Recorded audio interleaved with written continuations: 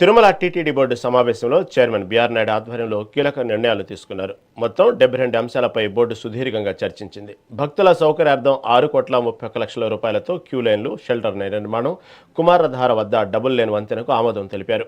అలాగే జీఎస్సీ వద్ద wind turbine ఏర్పాటు ద్వారా 25 ఏళ్ల పాటు ఉచిత విద్యుత్ పొందాలని, ఎస్వీ మ్యూజియం నిర్వహణను టాటా సంస్థకు అప్పగించాలని నిర్ణయించారు. రాష్ట్ర వ్యాప్తంగా 791 మంది వేద పండితుల నియామకంతో పాటు ప్రాజెక్టు కళాకారుల పారితోషికాలను పెంచుతూ బోర్డు కీలక తీర్మానాలు చేసింది. ఓం నమో వెంకటేశాయ. సుమారు 72 పాయింట్లు డిస్కస్ చేయటం జరిగింది.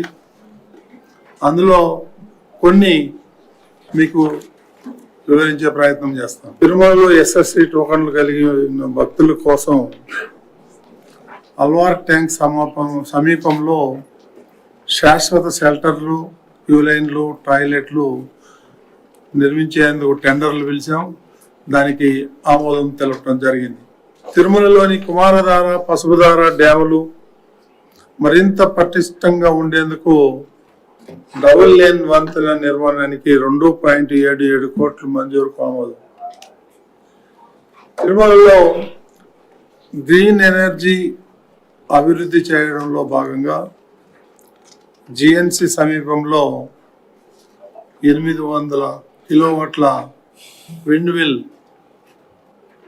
టర్బైన్ ఏర్పాటు చేయడానికి కోసం ఫిష్ అండ్ విండ్ ఇన్ఫ్రాస్ట్రక్చర్ వారిచే విరాళంగా ఏర్పాటు చేసి టీటీడీకి 25 సంవత్సరాల పాటు నిరంతరంగా విద్యుత్ సరఫరా చేయడానికి వారు ముందుకు వచ్చారు. మార్పులు చేర్పులు కూడా అవన్నీ సులభతరంగా సాంకేతిక పరంగా ఆన్లైన్ లో చేసుకునే విధంగా కొత్త పాలసీ తీసుకురావడం జరిగింది. ఇందులో ప్రధానమైనది ఏంటంటే ఇంతకు ముందు ఉన్న ప్రివిలేజెస్ ని అన్ని రేషనలైజ్ చేస్తూ రాబోయే కాలంలో భక్తులకి, సామాన్య భక్తులకి కూడా ఎక్కువ సమయం దర్శనానికి అందుబాటులో ఉండాలి అనే ప్రధాన ఉద్దేశంతో డోనార్స్ యొక్క ప్రివిలేజెస్ ని కొంచెం తగ్గిస్తూ ప్రధానంగా ఈ పాలసీని తయారు చేయటం జరిగింది. ఈ పాలసీ ఈ రోజు రాత్రి 1:30 నుంచి అమల్లోకి వస్తుంది.